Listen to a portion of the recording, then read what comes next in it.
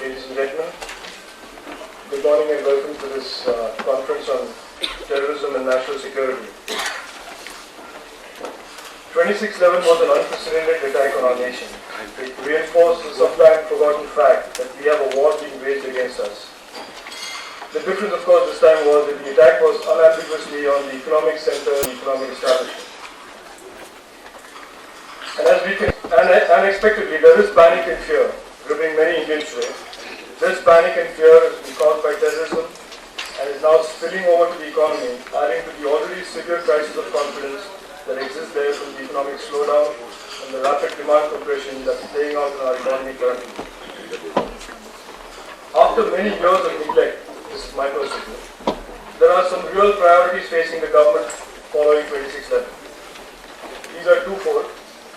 One is clearly the most important, that all steps are taken to prevent another attack anywhere in the country anytime soon. So that is the first priority facing the government and the political class.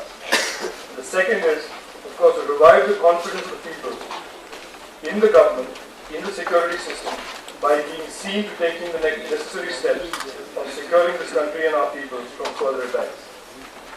I believe, so do a lot of us, that the time for platitudes and rhetoric is long gone, nor is this the time to paint large visionary images in the sky. To secure India after many years of neglecting subjects requires immediate and actionable steps. Therefore, today's conference and discussion focuses on two critical issues in two separate sessions. The first session deals with the question of the way forward for our security agencies. This is an important question, and it is important to address this question in the background of the following points that I will make. Point A. The undeniable fact is that the security and intelligence agencies are our frontline defense in this war on terror. B. There have been recently admitted lapses in the intelligence and security management infrastructure and organizations, as admitted by the Honorable Home Minister himself. C. The Home Minister's startling admission yesterday in Parliament that, I quote, "The responsibility for acting upon intelligence inputs in this country is quite diffused," close quote. And other institutional weaknesses and gaps arising out of, again I quote him, "indecisiveness in the Home Ministry," close quote. D. With many selective leaks to the media emanating from the various agencies, each trying to blame the other, so that it still remains fundamentally unclear about what really went wrong in the system and why it did. E. Statements being made by international intelligence analysts, including a former deputy director of the CIA, that our agencies are capable but do not talk to each other, which, as we all recall, was one of the main reasons for the failure of the US intelligence system in preventing the 9/11 attack, because the FBI and the CIA did not interact with each other. F. It is clearly understood and accepted that a large part of our local policing infrastructure and organization is incapable of scaling up from their traditional law and order functioning to this new threat that is of a serious military nature. G. Most of the law and security agencies have been corroded by many years of excessive politicization of these institutions. And H. Given the terrorists are using the latest internet and telecommunication technologies and the capabilities of that in the private sector and lie outside the government, how do we institutionalize this unconventional private-government relationship? I raised this yesterday at a very different seminar on telecom, and our Prime Minister quickly jumped on that and said this is an important issue to be institutionalized going forward. I must add here that it was our intention to include in our panel a representative for the armed forces, given the central role that they play in the security equation of our nation. But unfortunately, due to scheduling issues, our invitees couldn't make it today. But I must reiterate today that their role is as central to the security equation as other intelligence and security agencies of our nation. The second session is a broader issue on the impact of terror on our economy and a national strategy to fight and win this war of terror. As I mentioned earlier, the impact on the economy of terror is very real. You just need to look around you and see that many countries in our neighborhood racked by terrorism and unrest, and you will see that the impact of all that on the economies is very real. The only way to ensure that the fallout is minimal is for the government to act in creating a perception and do so quickly of a secure India.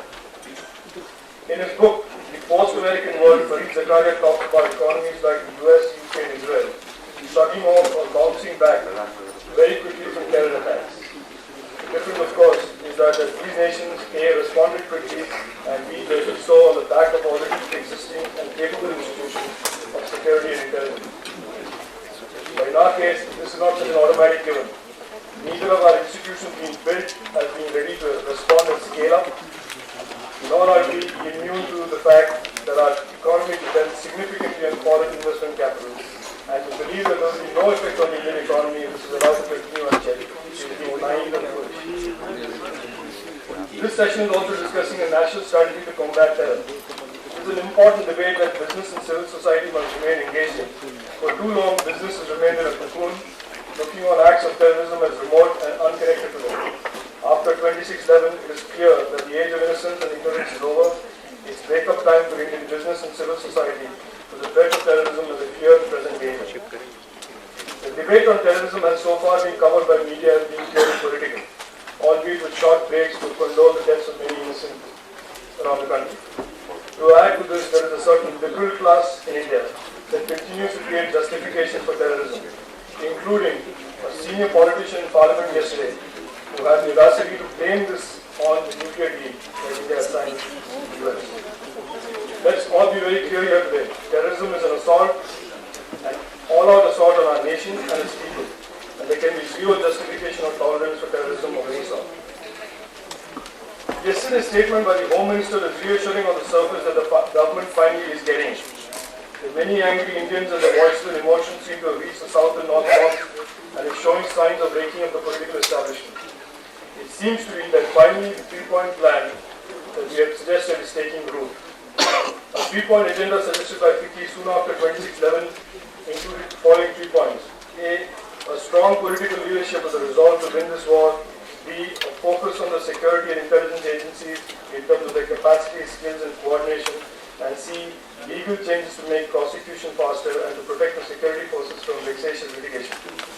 These have all been signaled as coming by the Home Minister's statement yesterday. Let me end by saying that the business community and FICCI will remain engaged and plugged into this debate on terrorism and make strong demands of the political leadership of this country today and in the future. This conference on terrorism and security is one of the steps in institutionalizing this involvement, and we will follow this up with a focused task force that will continue to study and articulate something. I hope we all can make good positive contribution in this national effort of making our nation and our people more secure. Jai Hind, thank you.